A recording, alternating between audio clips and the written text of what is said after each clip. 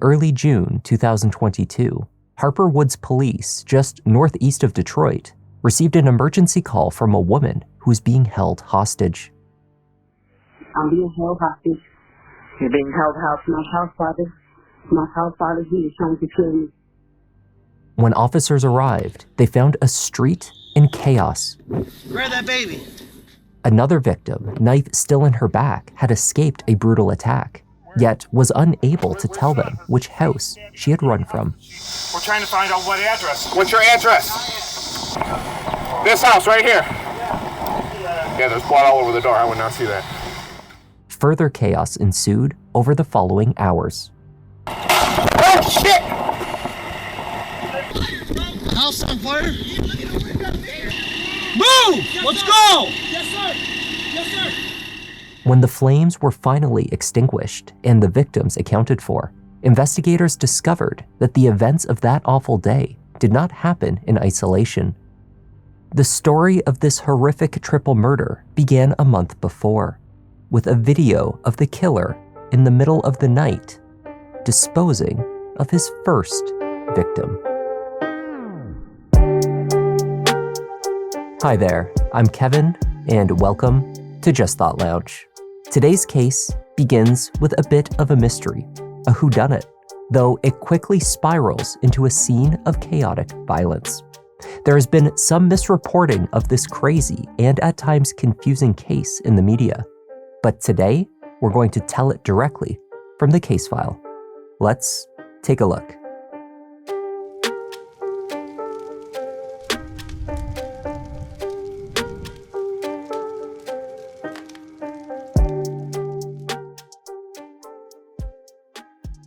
A man who wished to be known only as John Doe placed a call to 911 just before 3 a.m. on Saturday, June 4th, 2022. From the second floor of his home on Lenox Street in Detroit's East Side, he watched as a mid-sized white four-door sedan stopped out front, its trunk sitting open. He heard a woman's scream, then silence. Moments before the call, he recorded a video of the vehicle with his phone. I'm trying to be as quiet as possible, but I think somebody just shot a woman. She was running down the street, and she was screaming, "Help me!" And I heard a gunshot go off. What street is that on, sir?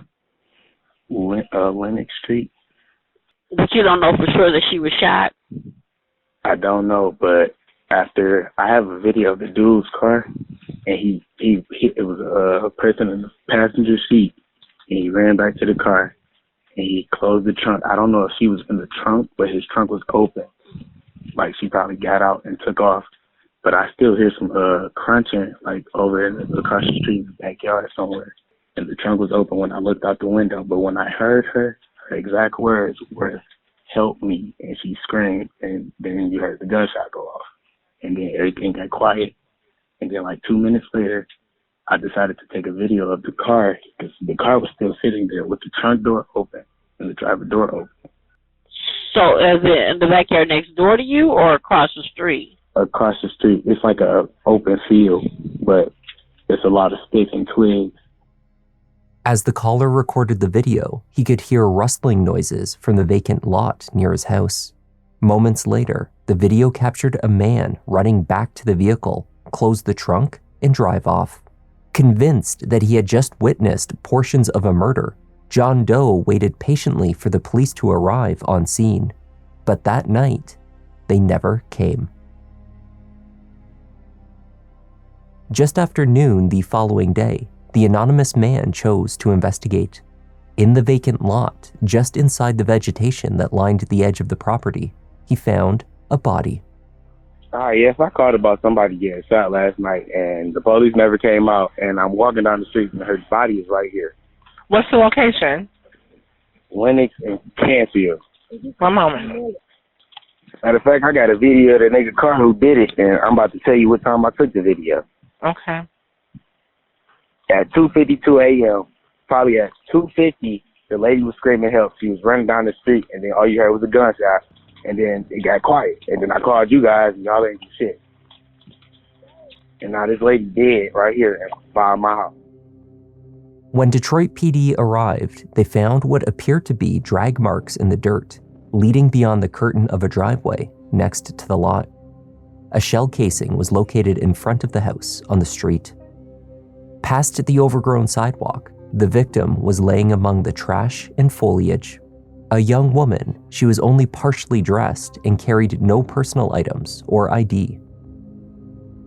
Indeed, it would take until the completion of the autopsy the next day to formally identify her, based primarily upon her distinctive tattoos. 24-year-old Natayla Morse, who was known to friends as Sparkles, had suffered blunt force trauma to multiple areas of her body. Though a shot had been fired, the autopsy found that Natayla did not die of a gunshot wound. She had been beaten to death. The young and outgoing older sister was not known to have any enemies. The news of her brutal killing was both a horrible shock as well as a mystery to her family.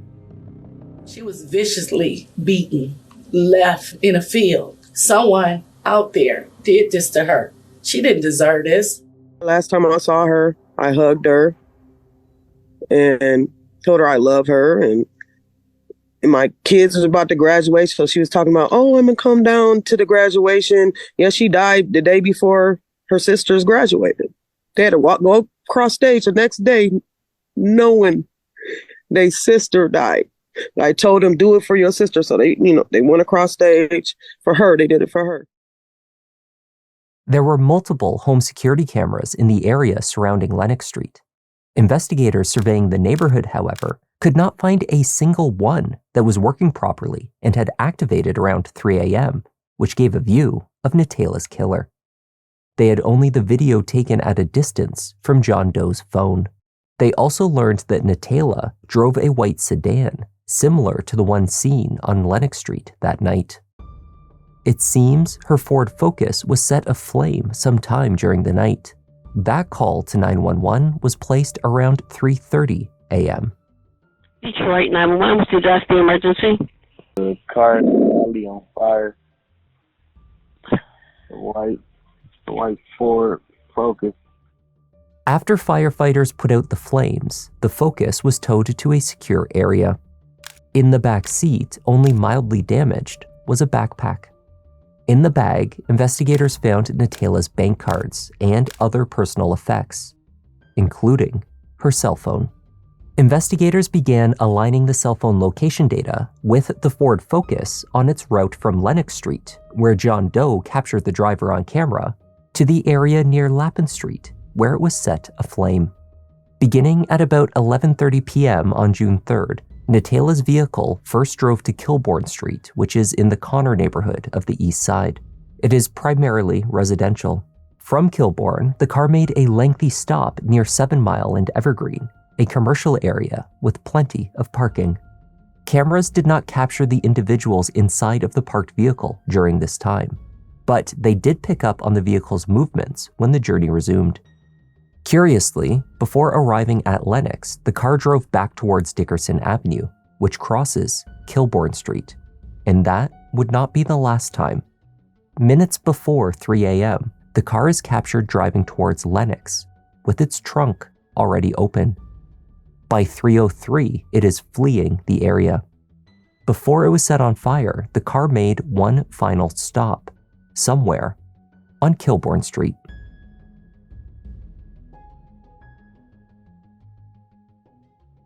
Natayla's cell phone data not only confirmed her movements on the night she died, investigators were also able to access some of her messaging history.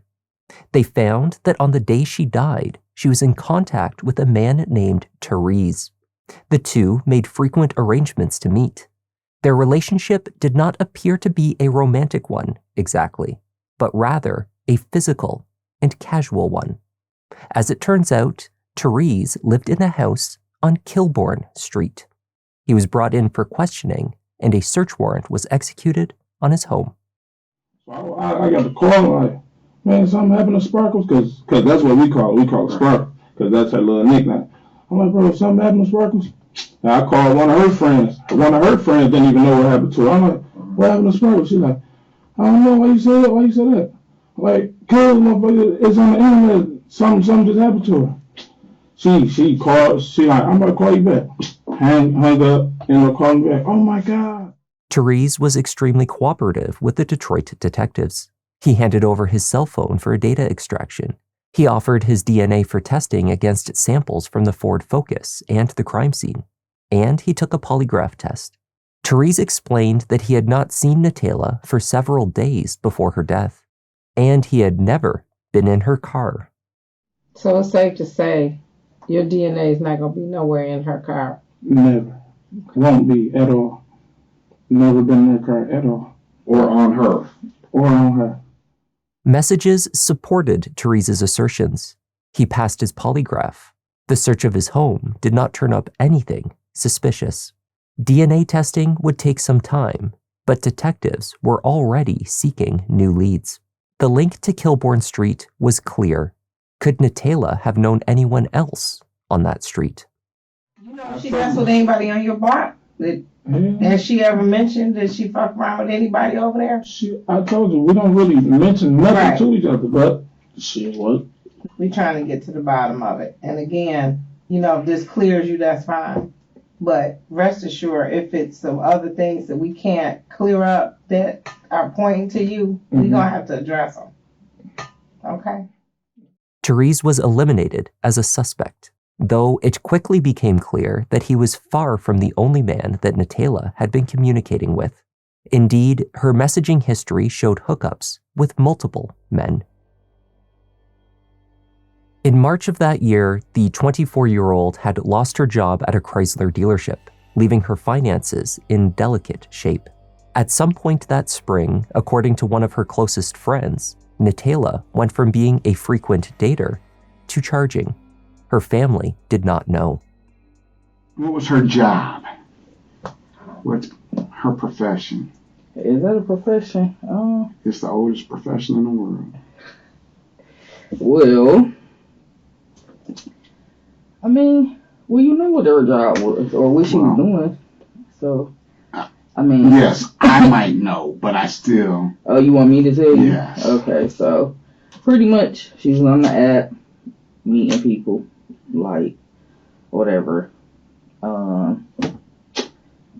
Yeah, that's what she was doing. What app was she? She never told me. She didn't want me to know. Okay. She didn't want me to know. Natayla kept her new choice of work close to the chest. Already a private person, she shared details of this part of her life with very few individuals. Besides you, who else does she really confide in? Do you know? Not many people. She was very, like, I guess you could say, like, secretive. Because obviously she felt judged because she knows she wasn't doing the right thing. Right. So nobody pretty much knew what she had going on. She would not tell her friend which online applications she used to connect with clients. She did not share names.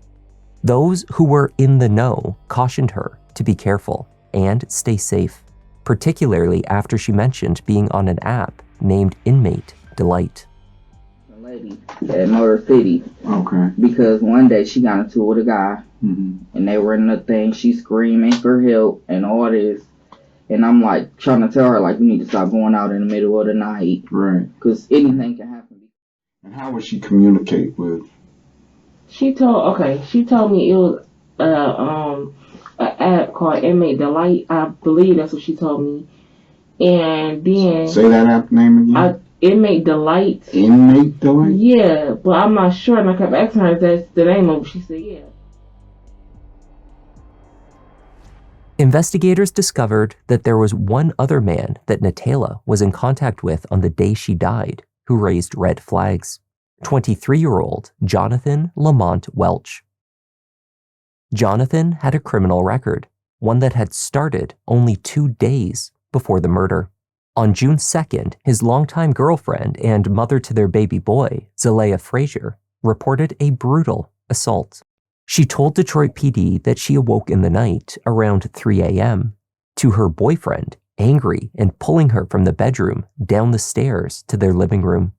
Prepared for her at the bottom of the stairs were a collection of implements, a gasoline can, a pair of garden shears, an extension cord, a belt, a towel, a metal pole, a drill, and a circular saw. She told police that someone must have tried to call her cell phone in the night, at which point Jonathan tried to unlock the phone to see who called, but he didn't have the passcode. This, Zlayiah said, prompted his rage. Several hours later, Zlayiah escaped the house and managed to call police. By that time, Jonathan had grabbed the car keys and taken off. Charges for assault, as well as torture, were pursued, but Jonathan could not be found. Given this violent report and his connection to Natayla Morse, police began a surveillance operation on his house on Kilbourne Street. While watching the house on the corner of Kilbourne and Dickerson, officers observed two individuals approach the door and attempt to gain entry. They were Jonathan's parents, his mother, Flossie Bray, and stepfather, Robert Bray Jr. When their vehicle was stopped, officers noticed Flossie was carrying a registered handgun, a purple and black Taurus 9mm semi-automatic. It was temporarily seized and she was brought in for questioning. The aim was to gain information about her son, and specifically, his whereabouts. She was told only that the entire street was under surveillance for an investigation, nothing about Natayla's murder or her son as the prime suspect. And so far, nobody ain't told me nothing, just asking me questions. Right. So, like I said, we have a little sting operation going on over there. All right. Mm-hmm. So the sting operation is whoever's over in that area coming off that block, we'll get them if they have any kind of warrants or anything. If they're. But what do getting picked up from my son's house got to do with all of this? So sting operation. Detective James is a homicide detective. The lady said that on the phone when she called up for. Flossie was not impressed. She told the detectives very little, claiming that she did not know where her son was. She also claimed to be unaware of the state of his relationship with the mother of his young son, whom he had recently hospitalized, Zlayiah Frazier. Yeah, they're not talking. He hasn't seen her in about a week. Oh, okay. Something going on between them? Nah, I don't know. I try to mind my own business, right. Stay out of other people's business. I don't know what they be got going on. Right. Is my son down here? No, your son's not down he there. at? I have no idea where your son is. So why did they send me down here? That's what I'm saying. I can't tell you that. I don't know. I couldn't tell you that. Okay, thank you. Flossie walked out of the station on June 10th. Jonathan was apprehended that same day with an arrest warrant listing homicide as the central charge. His booking photos showed partially healed scratches up and down his left arm and chest. He had tattoos of the women in his life, Flossie Bray and Zlayiah Frazier. When it came time for his bond, only the assault and torture charges were presented. A buccal swab had been obtained from Jonathan while in custody to test against the samples from Natayla's case, though yet again these results would take some time. He was assigned a $100,000 bond. His mother, Flossie, found a bail bondsman to cover the 10% necessary to secure his release. Sometime between mid-June and early July, the record varies, Jonathan was fixed with an ankle monitor and told to remain at his parents' home on Kenosha Street in Harper Woods. Shortly after his release, Zlayiah was compelled to bring their 18-month-old son to the home to see him, despite a restraining order that she had in place. On July 10th, from inside one of the bedrooms of the Bray family home, Zlayiah placed a call to 911. I'm being held hostage. You're being held hostage. My house father. My house father, he is trying to kill me. Is he at the house right now? Yes. And how is he trying to kill you? Okay, he's not letting me leave the house. His mother is hiding me in the room. Okay, is he at the location? Yes. And is he trying to harm you? I haven't been able to leave out the house.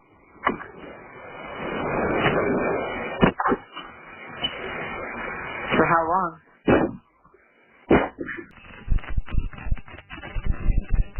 moments following the dispatcher's question, screams could be heard from inside the house. The audio becomes muffled and incoherent. Then the call drops. But only 2 minutes after the first call, a second one was placed. This one originated from a neighbor. Flossie Bray had stumbled through her door, collapsing in the entranceway, a knife lodged in her back. Hey, I need an ambulance ASAP at 20641 Kenosha. I have a woman in my house who is dead of that. Ma'am? Yes. What's your address? Her back. She's passing out. Okay, all right. I'll have an ambulance on the way. Who did this to you? Who did this to you? Officers responded to the neighbor's address. As they approached, they found Flossie on the floor just inside the door. Or you better step them up. It looks bad. She said her son stabbed her in the back, stabbed the whole family. Where's he at? I don't know, but come here, look. Oh my God. That's what I'm saying. They got to get here. Hurry up. Stabbing the whole family. Where's he at? What house? What house? What house? Come on, baby, stay with me. What house? Come on. Talk to me. Hey, come on. I can't move that knife because it'll only make it worse. Right, I know she wants me to get the fan on her and get ice water, but I can't move her. I can't let go of her because it'll go right in her back for her. Come on, baby. Where's the guy at? Where's the suspect? Son is stabbing everybody in the house, but we're trying to find out what address. What's your address? Hurry up. No. Stay down. Stay down. Look familiar. Yep, just stay there. Flossie was able to communicate bits and pieces to her neighbor and the responding officers, but was unable to articulate a response to the most pressing question. Where was the attack taking place? The neighbors had seen each other only in passing. They did not know for certain who lived where. It was not clear which house Flossie had run from, nor whether anyone else was still in danger. As additional officers arrived on scene, they sought out other neighbors who could point them in the right direction. Come with me. Just don't touch anything, all right? I want you to just look at her face.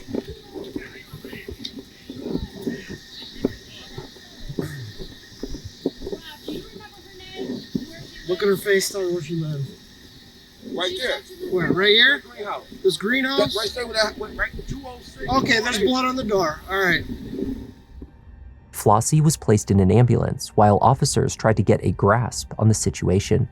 They did not know if the attack was ongoing, though they suspected that was the case.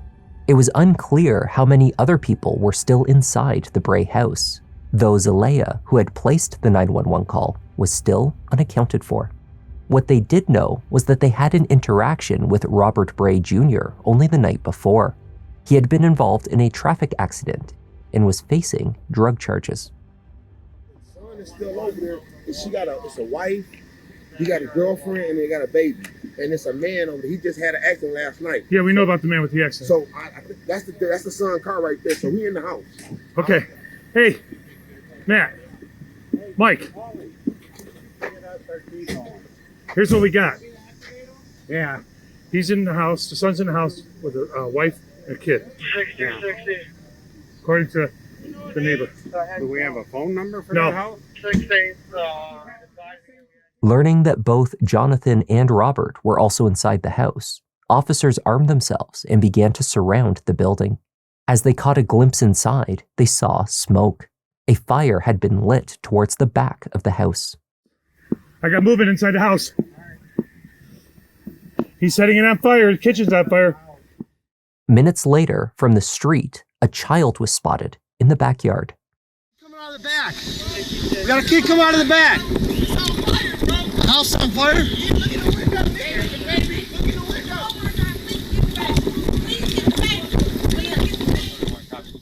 The young boy was rescued from the yard, unharmed. Grab that baby. The fate of his mother and grandfather remained unclear as more officers arrived and established a perimeter around the property. Do we know how many more kids are in that house? How many kids do they have? Okay, one kid? Okay, all right, so we got all the babies out. All right. only minutes after recovering the child. As the responders planned next steps, gunshots rang out. Oh, shit!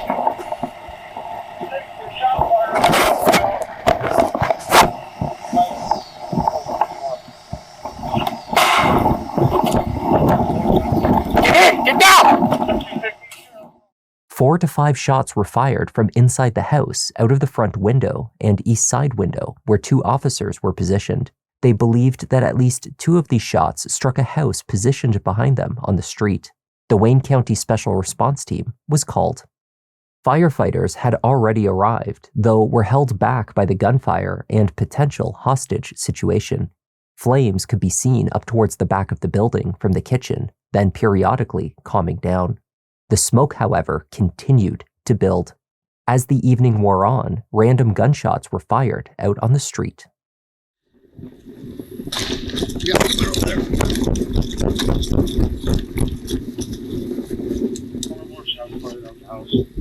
He's got a pretty good view, and he's got a fire going in there. So if anything, this guy's gonna just fucking walk out and probably just start shooting like crazy. Alright, we got flames in the house. 6-2, more shots fired. Just before dusk, Jonathan Welch appeared at the front door, wearing only his boxer shorts with his hands up.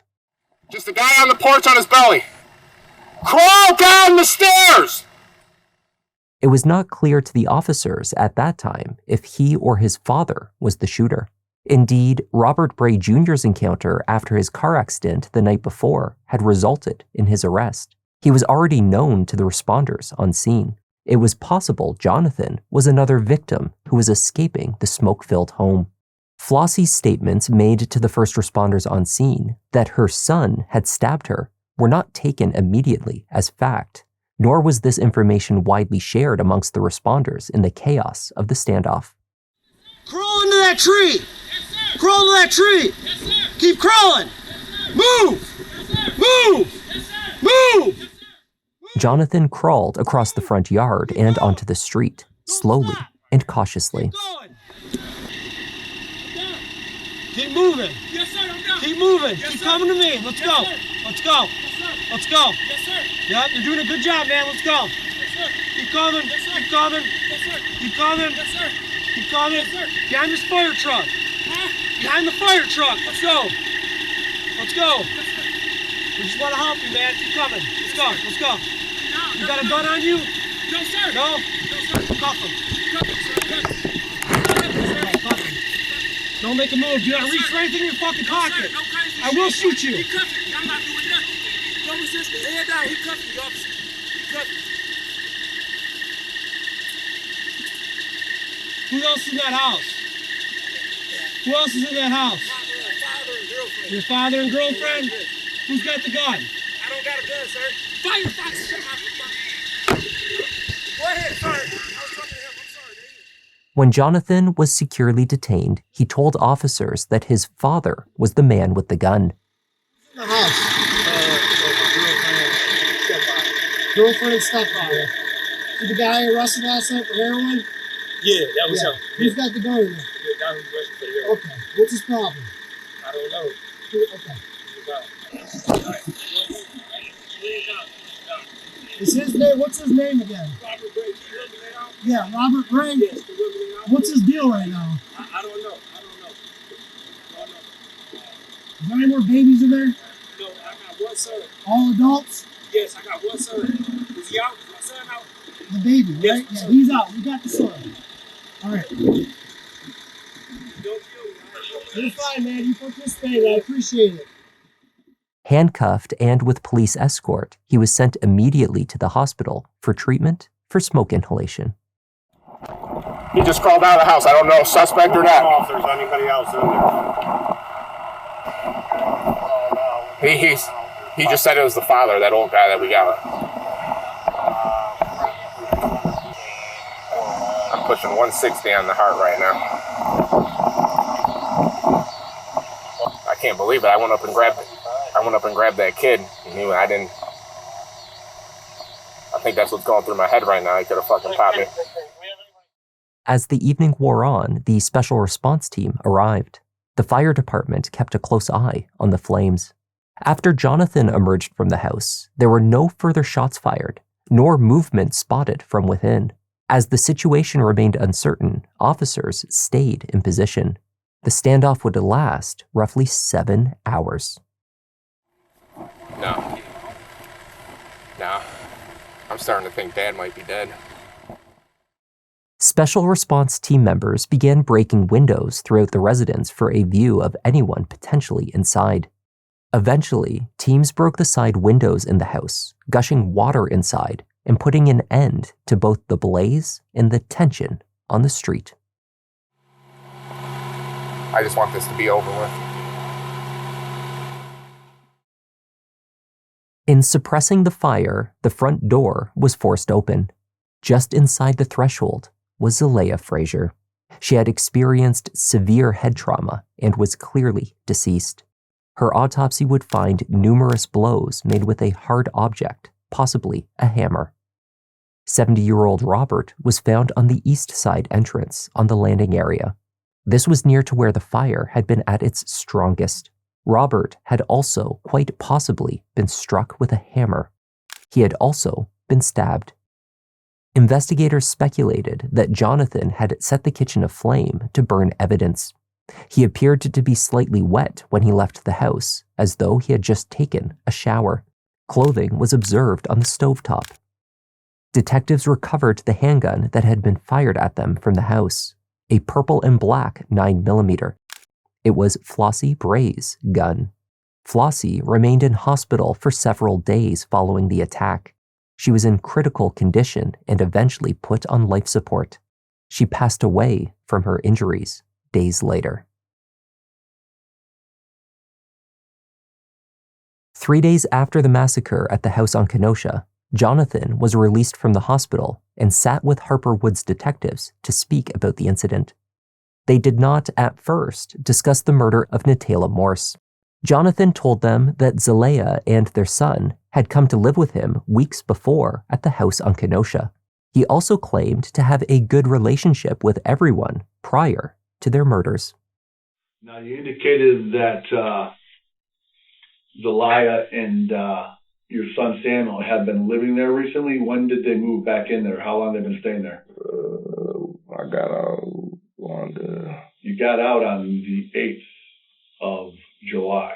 The 8th of July. Which would have been last Friday?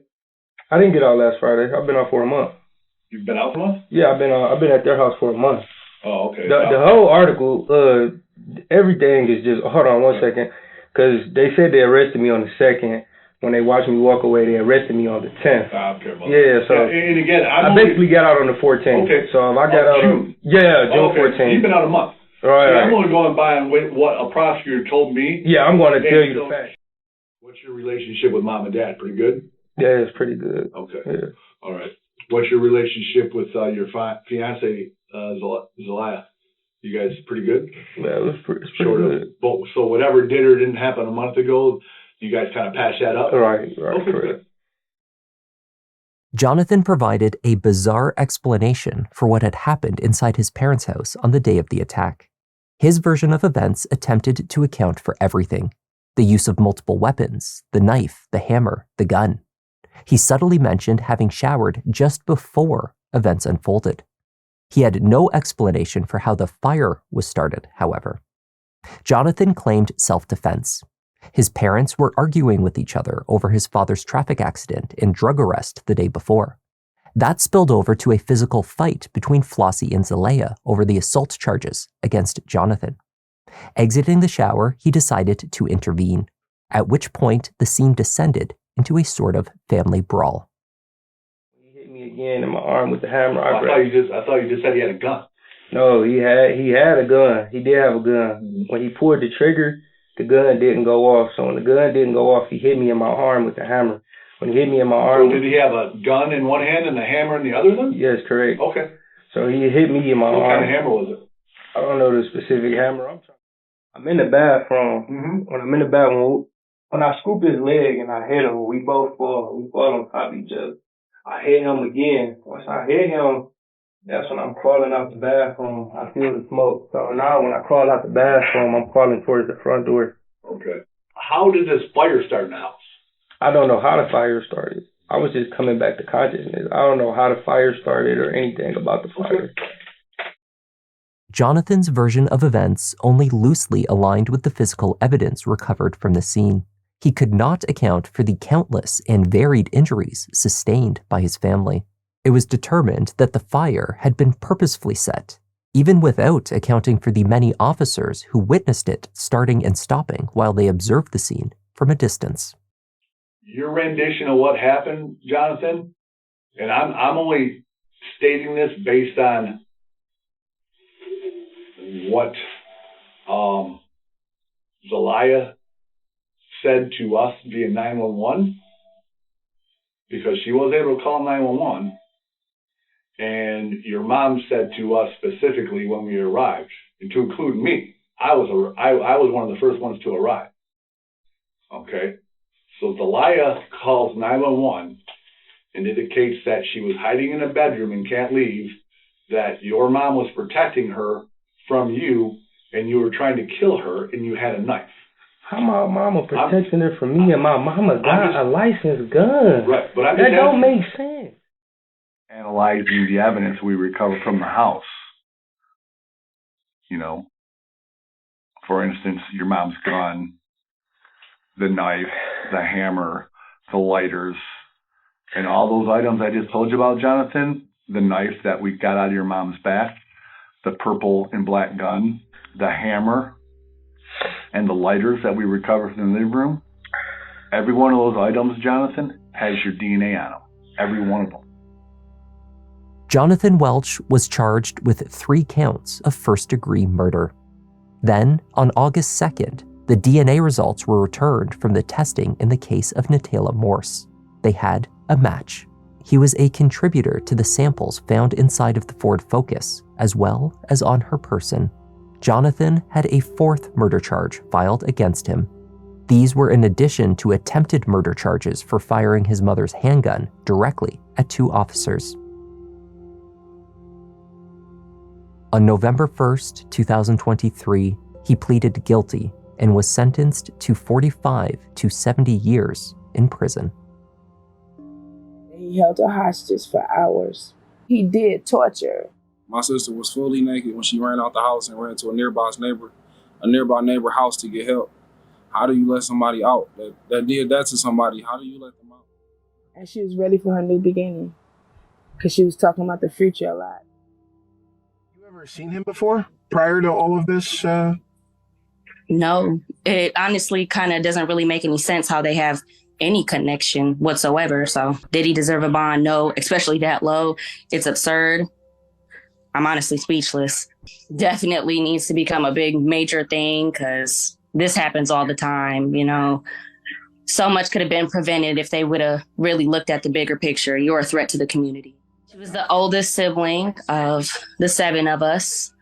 She was loving, the most kindest soul you could ever meet. Like, she had drive and she was all about going to work, working on herself, her career. She was really driven to do better. And that was the tragic case of Natayla Morse Zlayiah Frazier, as well as Flossie and Robert Bray. Thank you for joining me, and I'd like to offer a welcome this week to Thin White Duke, Laura McKay, Ajanra, Synak, 10KD, Slay, Brishar, Juste, Early Sabir, and Deandra, who have all joined our Sherlock Holmes membership. It's great to have you in the lounge. I'm Kevin. This is Just Thought Lounge, and I'll see you in the next one.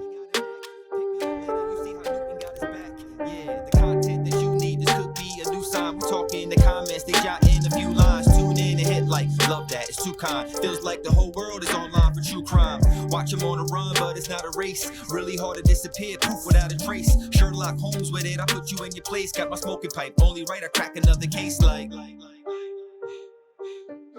need that feeling that you brought.